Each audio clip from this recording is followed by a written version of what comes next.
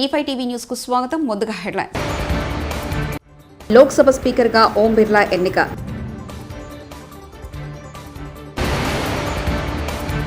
Regional ring road పై కేంద్ర మంత్రితో CM మంత్రుల చర్చ. సీఎం రేవంత్ ఫిరాయింపులకు ప్రోత్సహిస్తున్నారు. Jagadish Reddy shocking comments.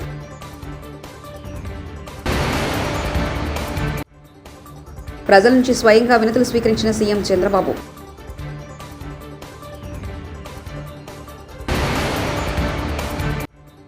అసెంబ్లీలో జగన్, వైకాపా ఫ్లోర్ లీడర్ మాత్రమే. మంత్రి పయ్యావుల. లోక్సభ స్పీకర్ ఓం బిర్లా ఎన్నికయ్యారు. స్పీకర్గా ఓం బిర్లాను ప్రతిపాదిస్తూ ప్రధాని మోదీ ప్రవేశపెట్టిన తీర్మానాన్ని రాజ్నాథ్తో సహా ఎన్డీఏ ఎంపీలు బలపరిచారు. ఇండియా కూటమి తరఫున కె సురేష్ పేరును శివసేన యూబీటీ ఎంపీ అరవింద్ తీసుకొచ్చి తీర్మానాన్ని విపక్ష ఎంపీలు బలపరిచారు. అనంతరం చేపట్టిన ఎన్నికల్లో ముజువానీ ఓటుతో ఓం బిర్లా విజేతగా నిలిచారు.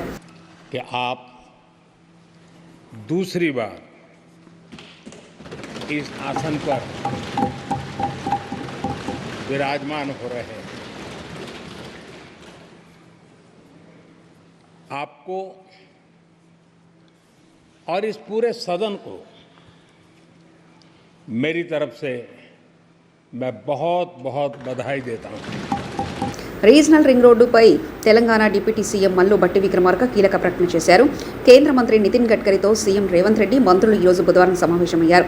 ఈ సమావేశంలో రాష్ట్రానికి సంబంధించిన ప్రధాన సమస్యలపై చర్చించారు. ఈ భేటీకి సంబంధించిన అంశాలను మీడియాకు డిప్యూటీ సీఎం భట్టి విక్రమార్క వెల్లడించారు.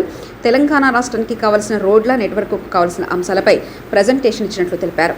బీఆర్ఎస్ బీ ఫామ్ పైన గెలిచిన పోచారం శ్రీనివాసరెడ్డి, డాక్టర్ సంజయ్ కుమార్ కాంగ్రెస్ పార్టీలో చేరడం చట్ట వ్యతిరేకమ పని అని మాజీ మంత్రి ఎమ్మెల్యే జగదీష్ రెడ్డి అన్నారు.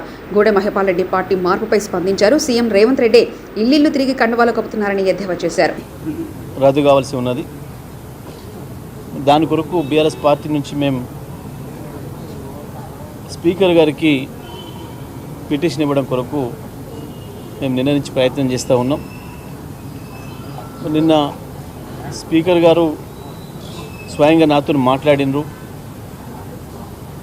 మాట్లాడి నేను చెప్పిన మీ నివాసానికి నేను దగ్గరలోనే ఉన్నా, 3-4 నిమిషాల్లో చేరుకోగలిగినంత దూరంలోనే ఉన్నా, మీరు పిలిస్తే రావడానికి సిద్ధంగా ఉన్నా, మీరు ఎప్పుడు పిలిచినా వస్తాను అని చెప్పినాను.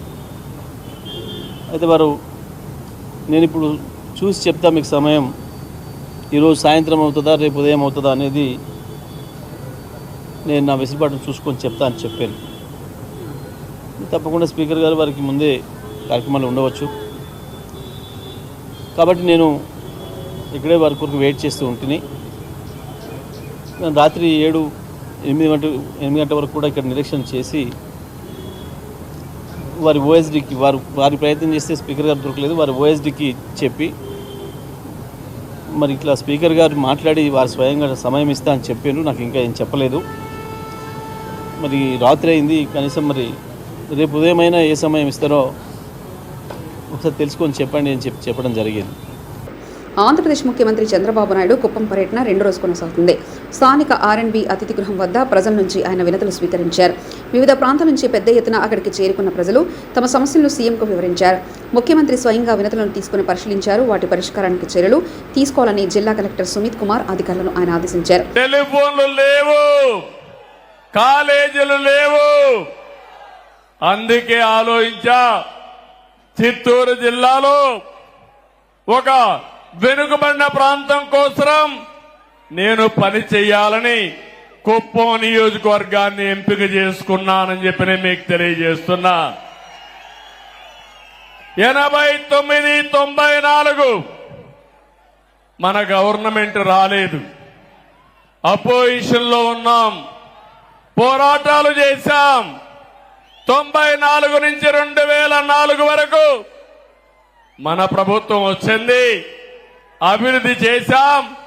ఇప్పుడుండే అభివృద్ధి మీరు ఏ ఊరికి పోయినా, సిమెంట్ రోడ్ను అడిగినా, ఊర్లో వీధి దీపాలు అడిగినా, కాలేజీలను అడిగినా, ఏ అభివృద్ధిని అడిగినా దాన్ని ఎవరు చేశారంటే తెలుగుదేశం అని చెప్పే పరిస్థితిలో ఉంది. మీ ఎమ్మెల్యేగా నేనే చేశానని మీ అందరికీ సగర్వంగా విజ్ఞప్తి చేస్తున్నా. మళ్ళీ 2004 నుంచి 14 వరకు ఆ పొజిషన్లో ఉన్నాం. మళ్ళీ పోరాటాలే. 14 నుంచి 19 వరకు మళ్ళా అధికారంలో ఉన్నాం. అభివృద్ధిని పరిగెత్తించాం.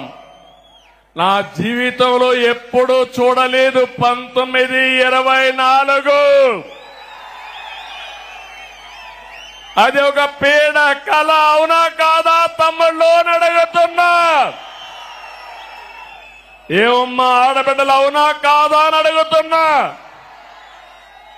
అరాచకం, అప్రజాస్వామ్యం, దౌర్జన్యాలు, రౌడీయిజం నా జోలికే వచ్చారంటే ఇక్కడ అన్నా క్యాంటీన్ పెట్టాం. ఇక్కడే అన్నా క్యాంటీన్ పెట్టి భోజనం పెట్టాలంటే ఫ్రీగా వైఎస్ఆర్ కాంగ్రెస్ నాయకులు చేసిన దౌర్జన్యాలు ఎన్నో ఒక్కసారి గుర్తుపెట్టుకోవాలి. ఎక్కడో కేజీఎఫ్ అనుకున్నాం. కేజీఎఫ్ లో బంగారం కోసం గనులు వచ్చాయి. కుప్పంలో గ్రనైట్ మొత్తం దేసేసి మళ్ళా కేజీఎఫ్ ను మరిపించే విధంగా దోపిడీ జరిగింది, అవునా కాదా అని మిమ్మల్ని అడుగుతున్నా. ఒక మాజీ ముఖ్యమంత్రిగా, ఒక ప్రజాప్రతినిధిగా, ఒక ఎమ్మెల్యేగా నేను అక్కడికి పోతే నాకే దిక్కు లేదు. నేను కుప్పానికి వస్తున్నానంటే జీవో నెంబర్ 1 తీసుకొచ్చి మన మీదనే దాడులు చేసి మన వాళ్ళనే కేసులు పెట్టి 30 మందిని దగ్గర 10 మందిని 30 రోజులు జైల్లో పెట్టారు. ఏం తమ్ముళ్ళు మర్చిపోతానా, ఆడబిడ్డలో మర్చిపోతానా అని అడుగుతున్నా. నా జీవితంలో మొట్టమొదటిసారి జైలుకు కూడా పోయి మన వాళ్ళని పరామర్శించా. తర్వాత నన్ను కూడా జైల్లో పెట్టే పరిస్థితికి వచ్చారు. బాధ, ఆవేదన ఉంది నాకు. ఎవరేమీ వైకాపా అధ్యక్షుడు జగన్ ప్రతిపక్ష నేత కాదని, ప్రతిపక్షంలో ఉన్న పార్టీకి ఫ్లోర్ లీడర్ మాత్రమేనని ఏపీ ఆర్థిక శాసనసభ వ్యవహారాల మంత్రి పయ్యావుల కేశవ్ అన్నారు. ప్రతిపక్ష హోదాకు 10% సీట్లు ఉండాలనే నిబంధన ఎక్కడా లేదంటూ స్పీకర్ అయ్యన్న పాత్రుడికి జగన్ లేఖ రాసిన నేపథ్యంలో ఆయన స్పందించారు. అమరావతిలో మీడియాతో పయ్యావుల మాట్లాడారు. నాకు ప్రధాన ప్రతిపక్ష హోదా ఇవ్వకుండా అన్ని పార్టీలు ఏదో ఆలోచన చేస్తున్నాయన్న భావన నాకు కలుగుతోంది అని. జగన్మోహన్ రెడ్డి గారు, పార్టీలు ప్రతిపక్ష హోదాలు ఇవ్వవండి. మీరు అధికారంలో ఉంటారా, ప్రతిపక్షంలో ఉంటారా, ప్రతిపక్ష హోదా కూడా లేకుండా ఇవ్వాలని తీర్పునిచ్చేటువంటిది ప్రజలు. ఈ రాష్ట్ర ప్రజానీకం మీకు ప్రతిపక్ష హోదా కూడా ఇవ్వకూడదు అని నిర్ణయం తీసుకుని తీర్పునిచ్చారు. దాన్ని మీరు యాక్సెప్ట్ చేయండి. ఎస్, బాధాకరమైనటువంటి అంశం. అందుకనే మేము ఎక్కడ కూడా మీరు శాసనసభలోకి వచ్చినా పోయినా కూడా మేమేం మాట్లాడలే, చాలా హుందాగా వ్యవహరించాం. గతంలో చంద్రబాబు నాయుడు గారు మొట్టమొదటిసారి మాట్లాడే ప్రయత్నం చేస్తే ఒకసారి శాసనసభ వీడియోలు తెప్పించుకుని చూడండి, మీరు ఎంత హెకిల్ చేసేటువంటి ప్రయత్నం చేశారు. మీరు యాక్సెప్ట్ చేయండి. ప్రజల తీర్పు మీకు ప్రతిపక్ష హోదా ఇవ్వకూడదు అనేటువంటిది ఇచ్చారు. జీతాలు భత్యాలు ఇచ్చేటువంటి పెన్షన్ ప్రకారం మీకు ప్రతిపక్ష నాయకుడి హోదా వస్తుంది అనేటువంటి సలహా ఏ పెద్ద మనిషి ఇచ్చాడో. గతంలో అంతమంది సలహాదారులు పెట్టుకుని ఇక్కడ దాకా వచ్చారు. ఇప్పుడైనా మంచి సలహాదారుని పెట్టుకోండి. ఈ లేఖ రాసింది మీ సొంత ఆలోచన అయితే మీరు ఇంకొంచెం ప్రజా తీర్పుని ఆమోదించే స్థితికి రావాలి అని నేను కోరుకుంటున్నా. ఇది మీకు ఏ సలహాదారుడు ఇచ్చిందైతే మాత్రం మీ భవిష్యత్తు ఎట్లుండబోతుందో మాకు అర్థమైపోయింది. ఆ సలహాదారులతో ఇక్కడికి వచ్చారు, ఈ సలహాదారుడితో మీరు ఎక్కడికి పోతారనేటువంటిది మాకు అర్థమవుతోంది. సారీ జగన్మోహన్ రెడ్డి గారు, మీరు ఎప్పుడు ఎక్సైజ్ బుక్స్ లేకపోతే ఇసుక అకౌంట్ బుక్స్ కాదు చూడాల్సింది. అప్పుడప్పుడు assembly rules book, parliamentary practices మీద కౌలన్ షక్దర్ బుక్ కూడా చూడండి, అర్థమైతే. ఇది సాంప్రదాయం కాదండి. సభ్యుడిగా ప్రమాణ స్వీకారం చేసిన తర్వాత మాత్రమే అతన్ని సభ్యుడిగా గుర్తించబడతాడు, అక్కడ కూర్చోవడానికి అర్హుడవుతాడు, అతనికి ఓటింగ్కి సంబంధించినటువంటి అర్హతలు వస్తాయి. ఇది సాంప్రదాయం కాదు. మీ మొట్టమొదటి లేఖలో మొదటి లైన్లోనే మీ ఆలోచనలో తప్పు ఎట్లా ఉంది అనేటువంటిది అర్థమవుతోంది. కానీ మీరు ప్రతిపక్ష నాయకుడు కాదే. ఇక్కడ ప్రతిపక్షంలో ఉన్నటువంటి పార్టీకి సంబంధించినటువంటి నాయకుడు మీరంతే. ఫ్లోర్ లీడర్ అంటారు మిమ్మల్ని. పార్లమెంట్లో గ్రూప్ లీడర్ అంటారు, శాసనసభలో మనం ఫ్లోర్ లీడర్ అంటాం. మీరు ఆ గ్రూపుకి నాయకుడు మాత్రమే తప్ప ప్రతిపక్ష హోదా కలిగినటువంటి ప్రతిపక్ష నాయకుడు కాదు. ఎవరు ఇంత మరీ ఓనమాలు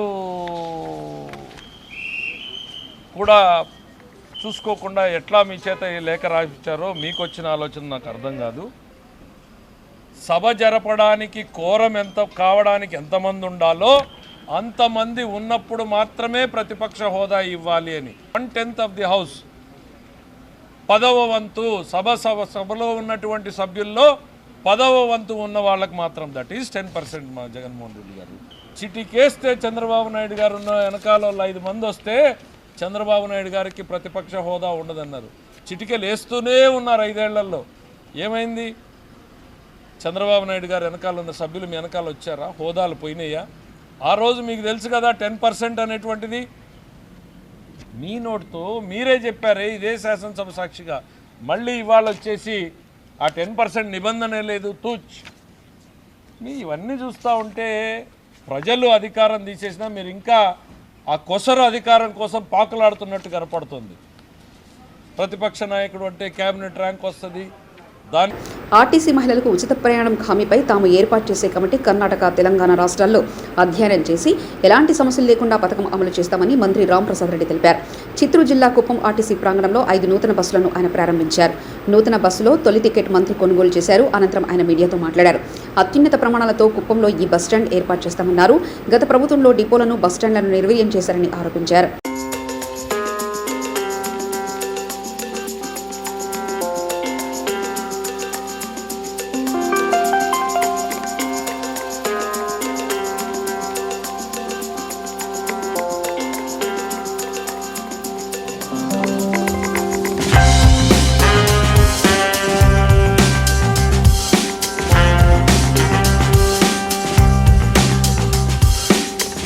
దేశంలోనే అత్యున్నతమైన ప్రమాణాలతో ఈ బస్ స్టాండ్ అన్ని విధాల అందుబాటులో తెచ్చే విధంగా ఇక్కడ నిర్మించేదానికి నిన్న అనౌన్స్ చేయడం జరిగింది.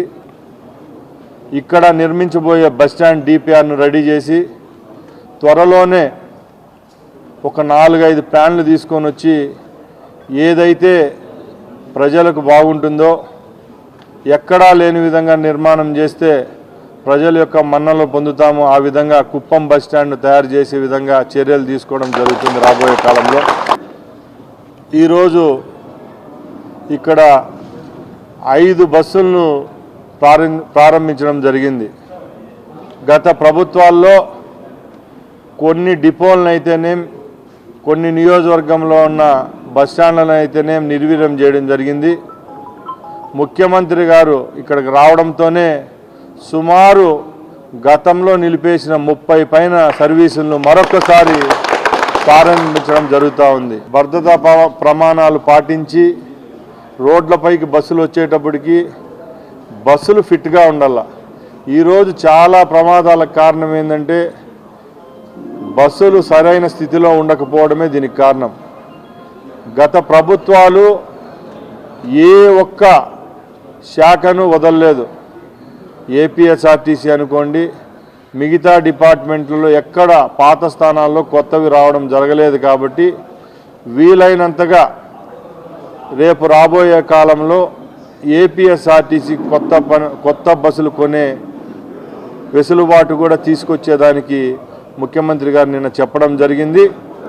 ముఖ్యంగా పర్యావరణానికి మేలు చేసే ఎలక్ట్రికల్ బస్సులను రాబోయే 5 సంవత్సరాల్లో ఎన్ని వీలైతే అన్ని ఆంధ్రప్రదేశ్ రోడ్డు రవాణా సంస్థకు ఇచ్చేదానికి కూడా ఈ రాష్ట్ర ప్రభుత్వం త్వరలోనే నిర్ణయం తీసుకుంటుందని పత్రికాముఖంగా మీ అందరికీ. లోక్సభ స్పీకర్గా ఓం బిర్లా ఎన్నిక.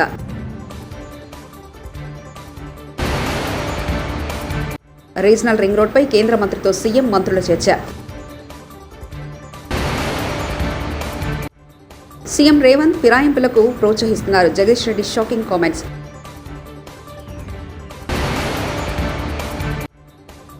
ప్రజల నుంచి స్వయంగా వినతులు స్వీకరించిన సీఎం చంద్రబాబు.